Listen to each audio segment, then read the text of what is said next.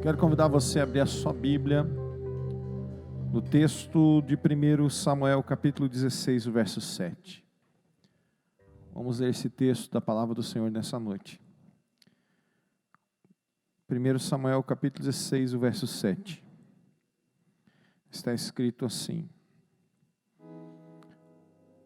Porém o Senhor disse a Samuel: Não atentes para a sua aparência, nem para a sua altura, porque o rejeitei. Porque o Senhor não vê como vê o homem. O homem, ele vê o exterior, porém o Senhor, o coração. Amém. Feche os teus olhos nesse instante, recline a tua fronte, pense em Deus. Fale para Deus que você quer ouvir a sua voz nessa noite. Não é a voz do pastor Samuel, não é a voz do adoradores, mas a voz do Senhor. Pai eterno, nesse instante, Senhor, nós queremos nos dispor da nossa sabedoria humana. Queremos, Senhor, dar total liberdade ao Espírito Santo, que venha direcionar, Senhor, as palavras, que venha, Senhor, dar graça, Senhor, para que possamos compreender a revelação, Senhor.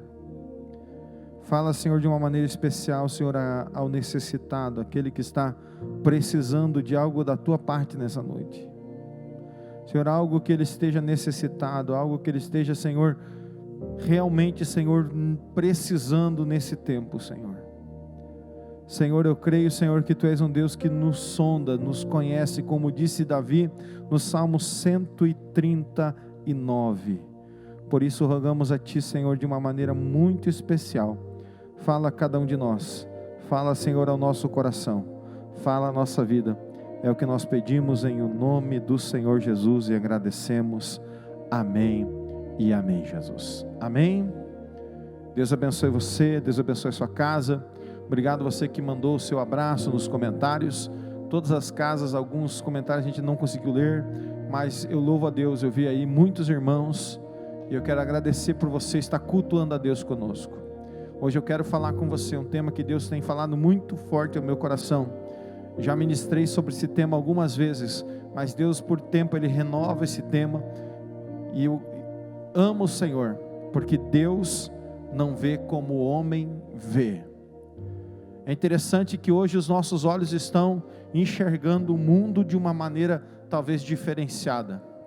Talvez você diga comigo nessa noite: nós nunca imaginamos que nós veríamos tempos como este, porque nós vemos apenas o exterior, mas Deus vê o secreto. Deus enxerga o que está no secreto. A Bíblia diz no livro do profeta Daniel que não há nada diante do Senhor que fique oculto, que não seja revelado, porque Deus conhece aquilo que está no secreto. Deus conhece aquilo que está no oculto. Aleluia. Nós, queridos, nós vemos muitas coisas que são apenas aparentes a nós, e é tão verdade que você pode ver que a aparência ela pode nos enganar. Você olha uma coisa, depois de um tempo ela vai se revelar outra, porque a aparência nos engana, induz-nos ao erro. A aparência ela pode nos impressionar. É tão verdade que quando os filhos de Jessé começam a passar diante dos olhos de Samuel, o profeta, Eliabe impressionou muito a Samuel pela aparência, a tal ponto que ele disse: está aí o escolhido do Senhor. A aparência enganou o coração do profeta. O profeta se impressionou com a aparência, ao ponto que o Senhor vem e repreende o profeta. Outra coisa que tem anotado aqui é que a aparência, o exterior, ele pode esconder algo que está oculto, que os nossos olhos não conseguem enxergar. É possível que você já tenha tido a surpresa de descobrir coisas embutidas. Por exemplo, eu já fiz um processo de um cliente que ele comprou uma casa, e quando ele comprou aquela casa, ele olhou: uau, essa é a casa dos meus sonhos. Era a casa que eu imaginei para viver a minha vida com a minha família. Quando chegou o primeiro inverno, ele não sabia se ele estava na rua ou se ele estava dentro de casa, porque a chuva era torrencial dentro da casa dele. Chovia exatamente como chovia na rua. As tomadas tinham água, o teto transbordava água, os encanamentos não suportavam a chuva dentro da casa. Era infiltração por todo lado. A casa começou a apodrecer, mas quando ele comprou a casa era linda. Era a casa dos sonhos. No direito a gente chama de vício oculto. Havia vícios escondidos, coisas escondidas, que só o tempo conseguiu revelar.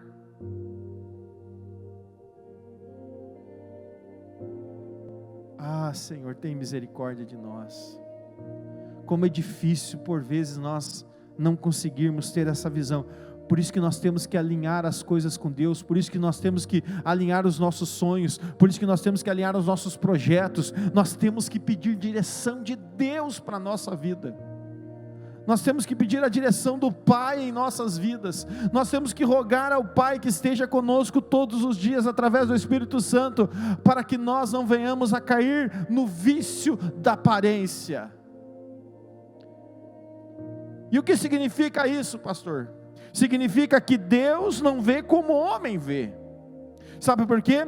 Porque a visão de Deus é divina, é precisa, a visão de Deus é exata, a visão de Deus é definida, a visão de Deus é certa, a visão de Deus não tem erro. Aleluia! Deus não erra. Deus vê exatamente como a situação é. E o que Deus diz lá para o profeta? Que eu posso aprender aqui com você nessa noite, que Deus enxerga mais do que nós podemos ver. E é interessante que você pode ver que nós confiamos muitas vezes na vista, e o apóstolo Paulo diz: olha, irmão, você que é como eu, que crê, que você que tem fé, então não ande pela sua vista, ande pela sua fé. Aleluia! Olha como é enganoso a nossa vista. Vou refazer aqui o verbo. Olha como é enganosa a nossa vista. Lembra-se de Abraão e Ló, seu sobrinho?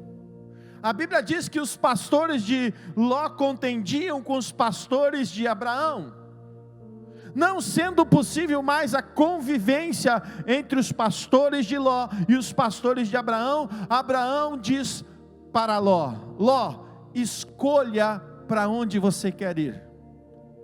Olha que maravilhoso seu tio Abraão. Abraão tinha preferência, só que a grande diferença entre Abraão e Ló é que Ló não alinhou seu coração com Deus. Abraão, ele sabia que Deus o direcionaria na direção certa. Escolha, se você for para a direita, meu sobrinho, eu vou para a esquerda. Se você escolher a esquerda, eu vou para a direita. E a Bíblia diz que Ló então olha para as campinas de Sodoma e Gomorra e vê que aquelas campinas eram verdejantes, ou as suas pastagens eram muito boas, e ali a Bíblia nos diz então que Ló escolhe ir para as campinas de Sodoma e Gomorra, e Abraão, ele fica então com a segunda opção, porque foi essa a proposta que ele fizera a seu sobrinho. E para que direção deu? Para lugares pedregosos, para lugares de difícil cultivo.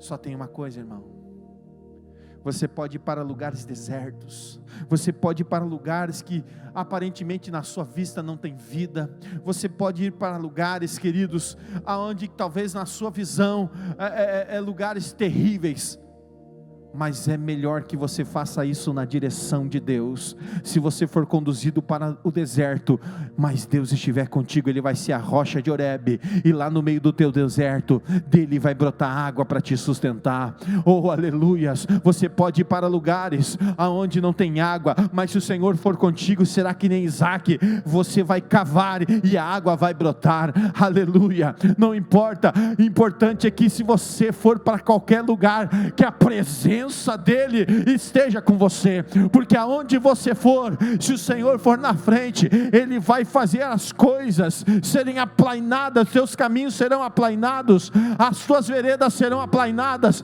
Oh, aleluias! O teu deserto vai frutificar, as cisternas vão dar água, aleluia! Vai saltar fonte na sua terra desértica, porque a presença dele é com você. Agora, quando nós temos apenas a visão, coisa triste é uma pessoa ser guiada apenas pela visão. A Bíblia nos diz que Ló escolheu a campina verdejante, mas o que aconteceu? Lá naquela cidade não tinha justos suficientes para livrar aquela cidade da perdição, e toda aquela campina bonita, maravilhosa, que aos olhos seria uma terra farta, foi uma terra destruída. Sabe por quê, meus irmãos? Porque muitas vezes nós nos enganamos com a vista. Nem sempre aquilo que é belo, que é formoso, é a direção e a vontade de Deus para as nossas vidas. Vou dar um outro exemplo clássico para você nas Escrituras Sagradas. A Bíblia diz que quando Jacó ele vai para a terra de sua família, da família da sua mãe, para a casa do seu tio Labão, ele se apaixona pela sua prima Raquel. Os olhos de Jacó se encheram de amor por Raquel.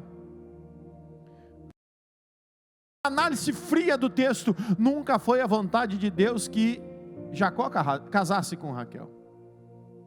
Às vezes nós forçamos a vontade de Deus. Por isso que alguns teólogos afirmam que existe a vontade plena, absoluta, e a vontade permissiva de Deus.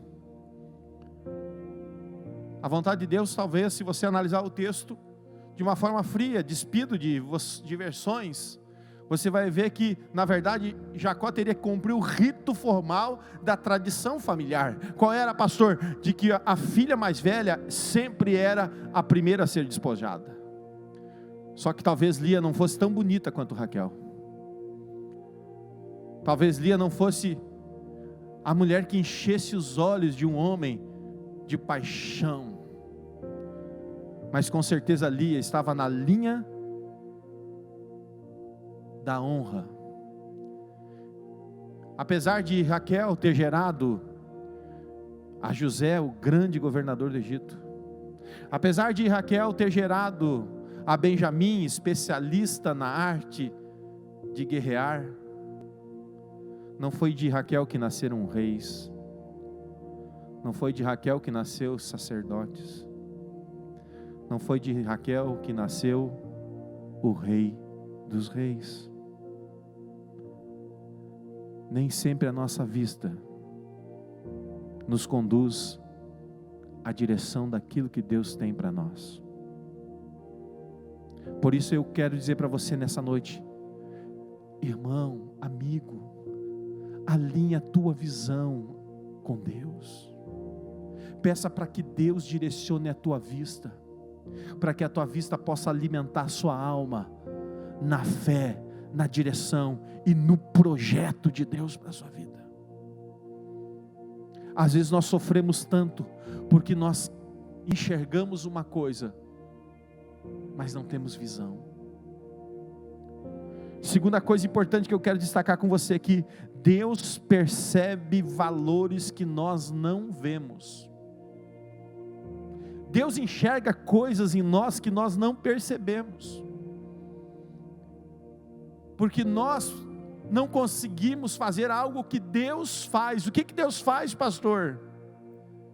Deus, Ele pesa os nossos corações.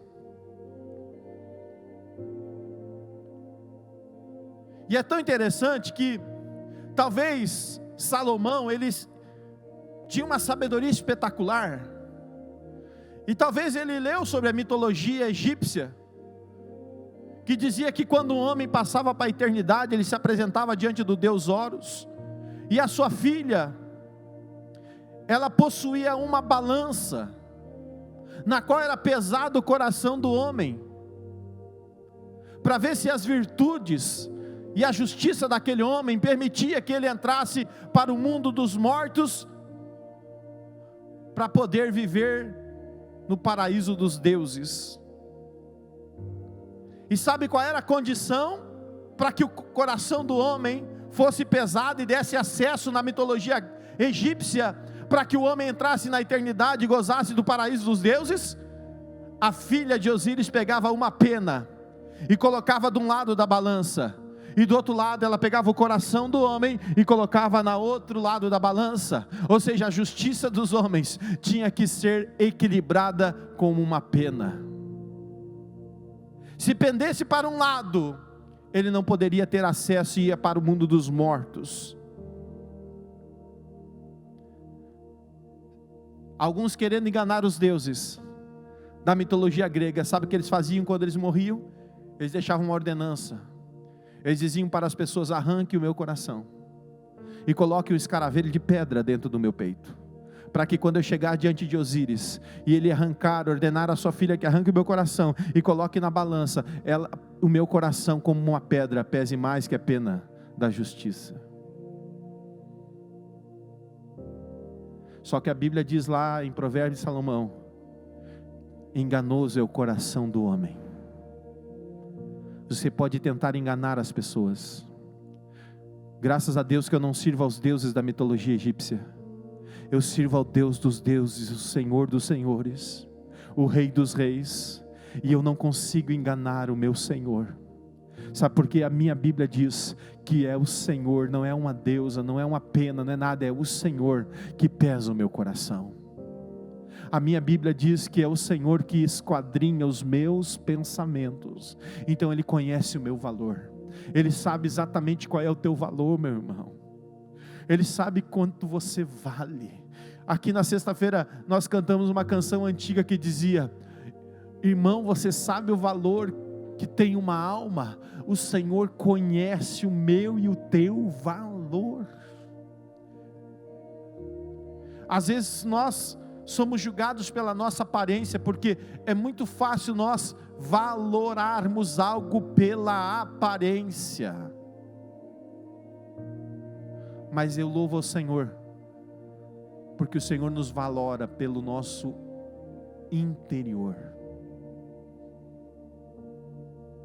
E é tão verdade que a palavra do Senhor nos diz que Samuel, ele olhou aquela aparência daquele jovem bonito, maravilhoso, e o Senhor disse: Samuel, não olhes para a aparência.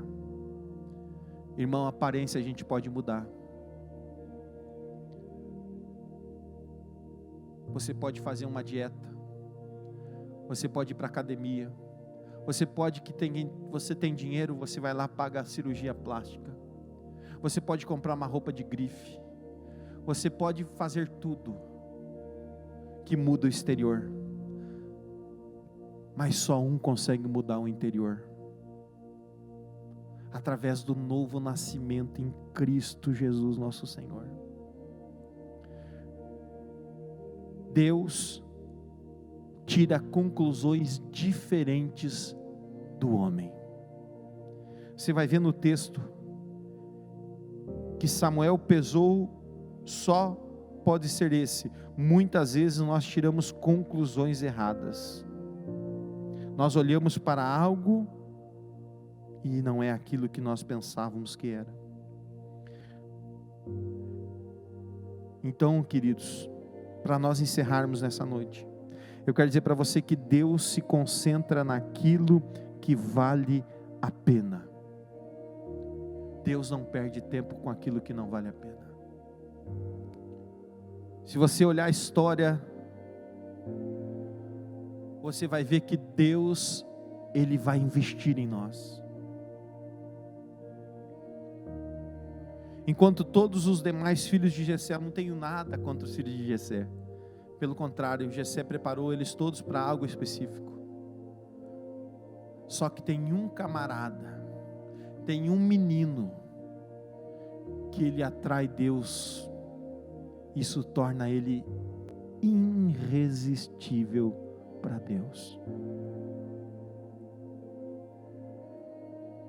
Se você olhar a Bíblia, apesar de Deus ter rejeitado a aparência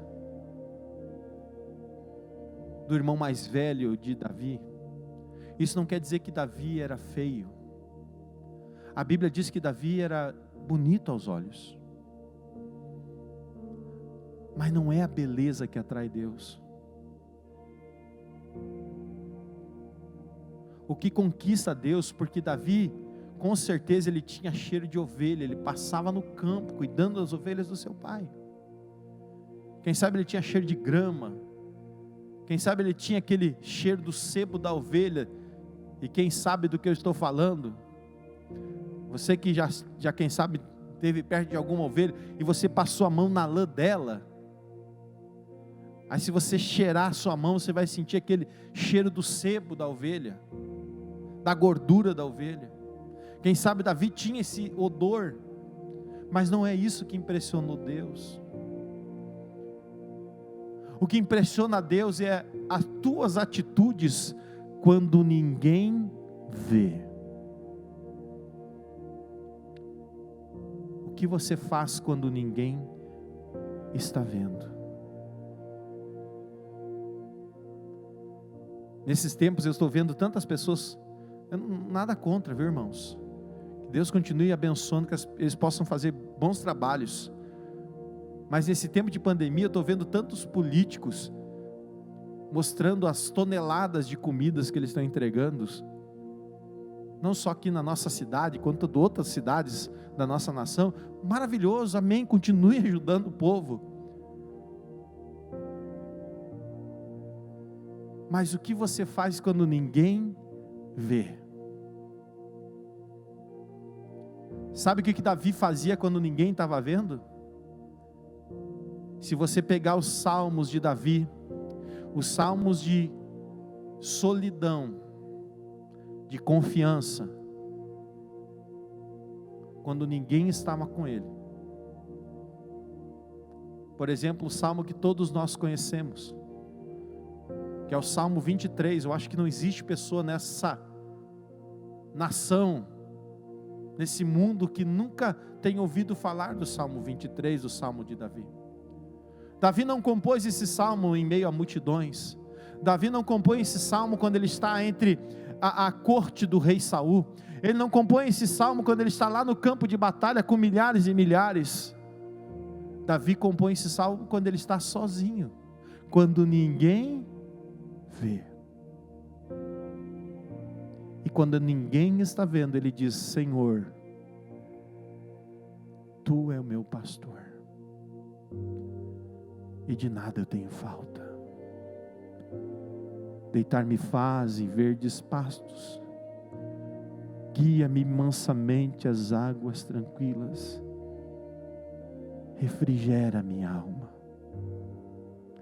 guia-me pelas veredas da justiça, por amor do Teu nome. Ah, Senhor, ainda que eu andasse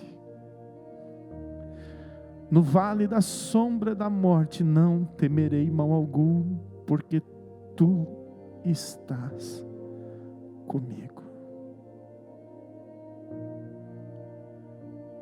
Davi não estava compondo esse salmo para ninguém aplaudi-lo. Davi não estava compondo esse salmo para agradar A, B, C, D, porque ele estava só com as ovelhas. E ele entendia que o mesmo amor que ele tinha no cuidado com as ovelhas do seu pai, era o mesmo amor e cuidado que o Pai Celeste tinha para com ele.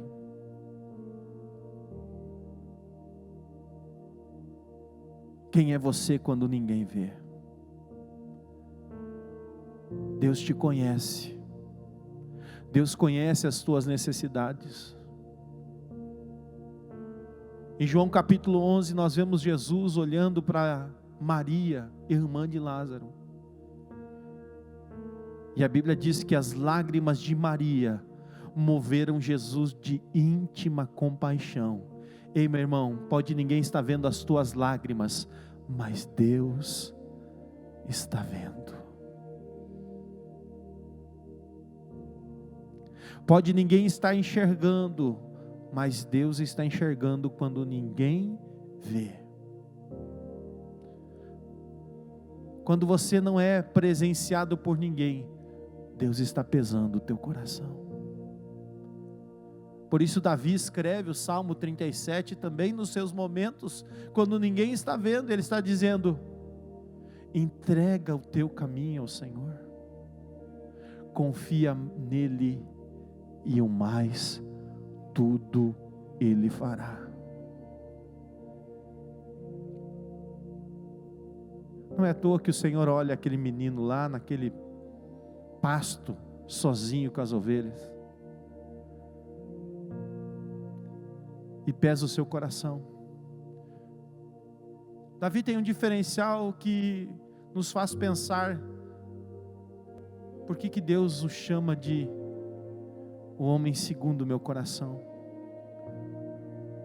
Porque quando ele está passando as suas maiores crises, quando ele vivenciou o Senhor o tirar do campo, levar ele para diante dos seus irmãos, ungí-lo a rei, ele volta para o campo, depois ele vai e peleja com Saul, ele vive extraordinários milagres do Senhor, ele consegue derrotar o gigante, ele se torna aclamado, mas isso nunca sobe o seu coração, porque depois ele entra de novo num ciclo de preparação do Senhor. O Senhor o afasta, o faz fugir da presença de Saul. De um lado, depois está os filisteus, ele está ali numa caverna, escondido, e sabe o que ele compõe na caverna? Quando ninguém vê, ele diz: na minha angústia,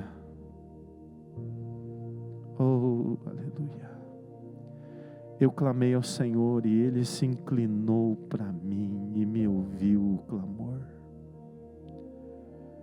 Quando você está na caverna, irmão, quando ninguém vê, o que é que você faz? Quando as circunstâncias não nos são favoráveis, o que é que você faz? Eu quero orar com você. Aleluia. Eu quero clamar ao Senhor por você. Pastor, o senhor não sabe o que eu estou vivendo. Eu não sei, irmão. Mas Jesus, aquele a quem eu sirvo, conhece o teu estado. Certa vez Jesus entra pela porta das ovelhas. Ele vai lá naquela cisterna, no tanque de Betesda, casa de misericórdia, mas eram poucos que viviam a misericórdia. E ali Jesus, olhando aquele homem, diz o texto que ele, sabendo que estava naquele estado há muito tempo, perguntou para ele: queres ficar são? Eu quero dizer para você que está nos assistindo nessa noite, meu irmão, Ele conhece o teu estado. Aleluia. Aleluia. Se você olhar, irmãos, o texto de Mateus, você vai ver que Jesus, ele se compadece daquele paralítico, trazido por 5 amigos que escalam uma casa, abrem o telhado e colocam Jesus na frente deles. E por causa dos seus amigos, Jesus faz um milagre e diz: vá em paz, ser curado desse teu mal. Por causa dos seus amigos que creram. Jesus sabe o meu estado, Jesus se compadece de mim, Jesus sabe o que eu preciso. Nessa noite Jesus te conhece, Ele sabe o que você precisa, Ele conhece a tua necessidade, Ele conhece o teu estado, mesmo que ninguém veja, mesmo que ninguém compreenda, mesmo que ninguém saiba o que você está vivendo, meu irmão, Ele te conhece. Adoradores vai estar louvando o Senhor com uma canção. E eu quero que você coloque diante do Senhor a tua necessidade. E nós voltamos para o encerramento, para orar por você, para clamar a Deus por você, para rogar ao Pai por você e pedir a bênção de Deus sobre a sua vida. Coloque diante do Senhor a tua necessidade. Coloque diante do Senhor o que você precisa nessa noite.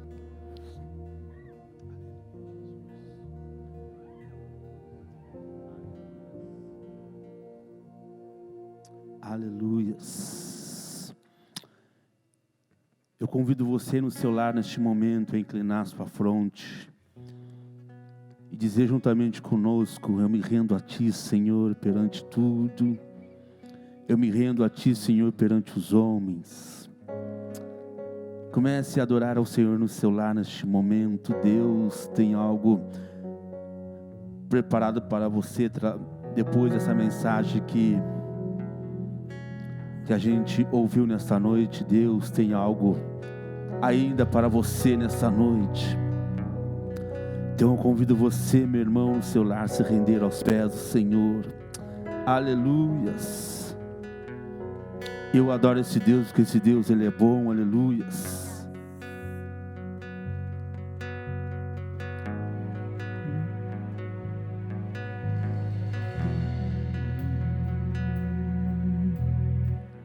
Eu me rendo a Ti perante os homens, perante tudo. Quero que o universo seja minha testemunha. Vou erguer perante o Seu trono a minha adoração e levar com ela toda a minha gratidão. Senhor, és o motivo da minha alegria.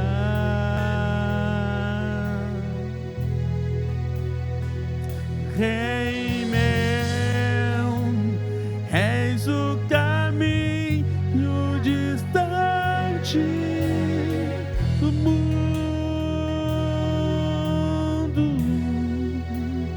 Vou te alegrar com meu louvor. Eu quero te tocar com meu amor. Poder te abraçar, sentir o teu pulsar, teu coração bater ao meu. Vou te alegrar com meu louvor. Eu quero te tocar com meu amor. Poder te abraçar, sentir o teu pulsar, teu coração bater ao meu.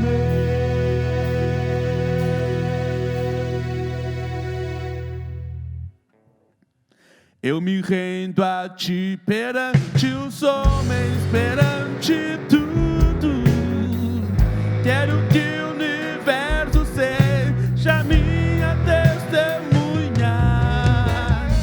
Vou erguer perante o Seu trono a minha adoração e levar com ela toda a minha gratidão.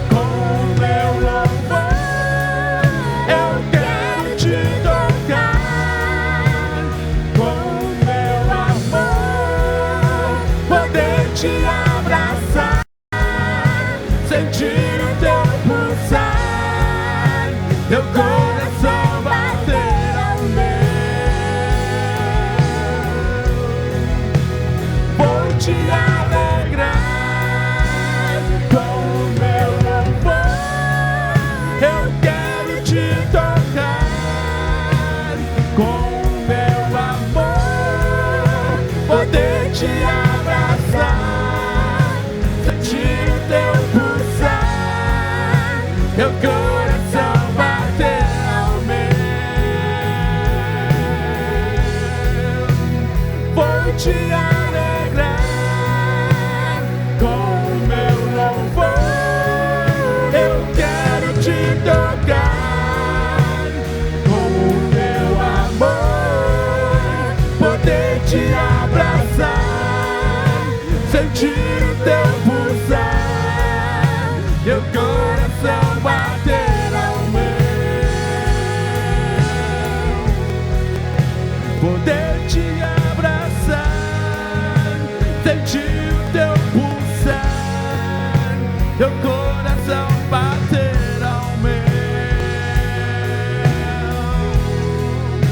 Poder te abraçar, sentir o teu pulsar, meu coração bater ao meu. Poder te abraçar, sentir o teu pulsar, meu coração bater ao meu, coração bater ao meu. Poder te abraçar, sentir o teu pulsar, teu coração bater ao meu.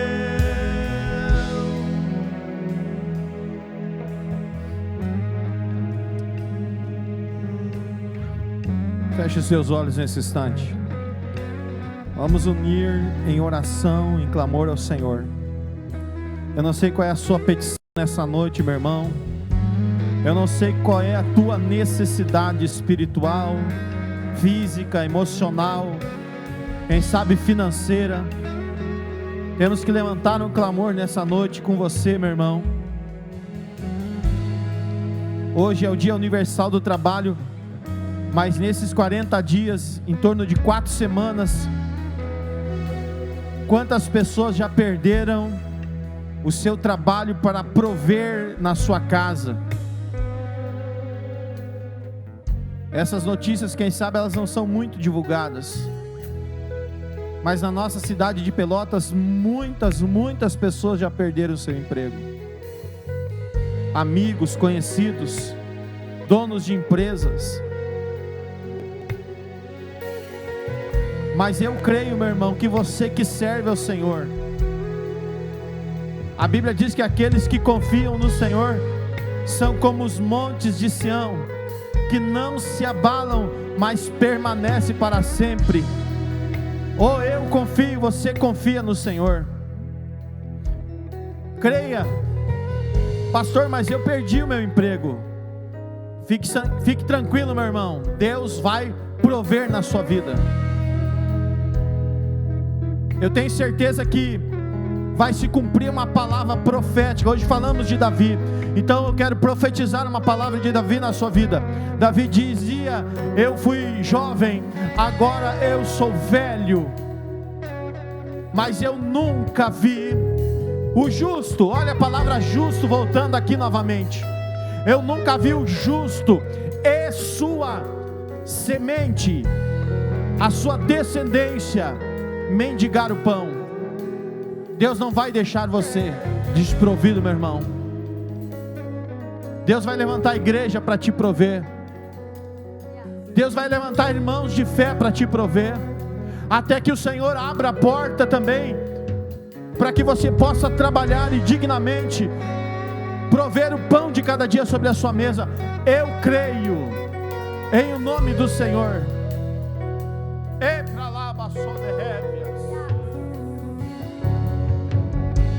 Deus vai abençoar a sua casa. Queremos profetizar no nome do Senhor Jesus, que não vai haver doenças emocionais na sua casa, não vai haver doenças psicossomáticas na sua casa. Nós cremos que Deus é um Deus de poder. Aleluias. Põe a mão sobre o seu coração nesse instante. Pai de amor, graça, bondade, misericórdia,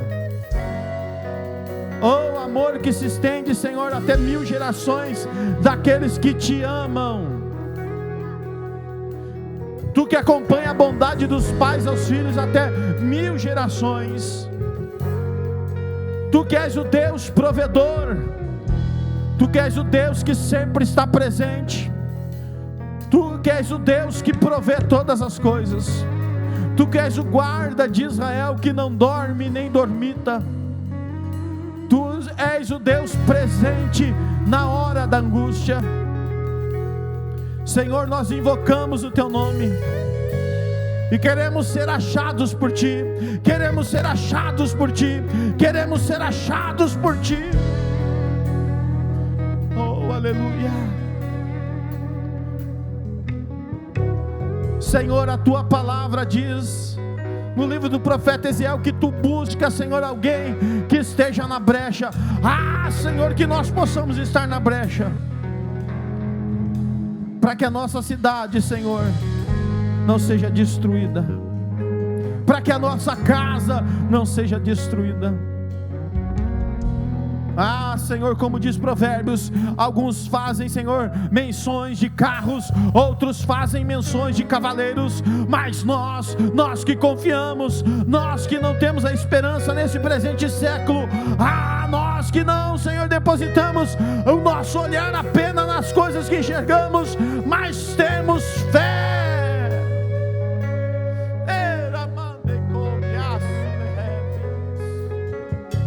Nós fazemos menção de Ti, Senhor.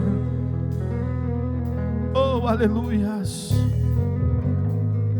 Então, Senhor, vem agora sobre a vida do meu irmão, vem sobre a vida da minha irmã, vem, Senhor, fortalecê-la, vem, Senhor, animá-la, Senhor, vem dar graça a ele, vem dar graça a ela, Senhor, a abençoa, Senhor, a fortalece, o ajuda, Senhor. Em o Teu nome nós abençoamos essa casa, em o Teu nome nós abençoamos esse lar, em o Teu nome nós abençoamos a família dos Teus filhos, Senhor. É sempre um pedido que fazem aqui de oração, então nós rogamos mais uma vez pelos pais, pela família, Senhor. Nós clamamos em o nome do Senhor Jesus. Senhor, nessa noite pesa os corações, esquadrinha os pensamentos e fortalece os Teus filhos, anima os Teus filhos, sê com eles, Pai. Encerramos, Senhor, a nossa reunião e o nosso clamor, lembrando, Senhor, meu Deus, através do Espírito Santo,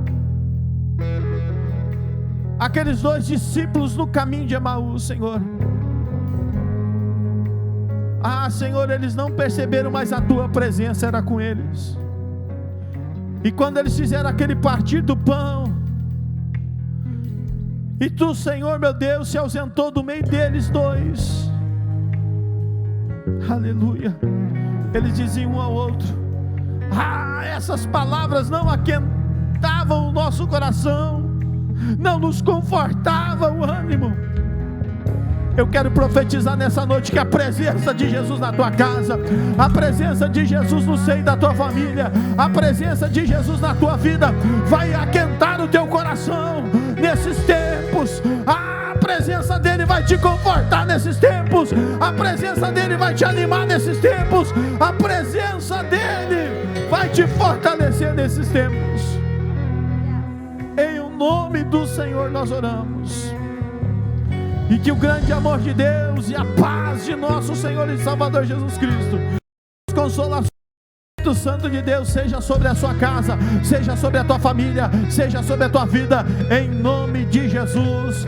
Amém e amém, Senhor Jesus. Deus abençoe a todos.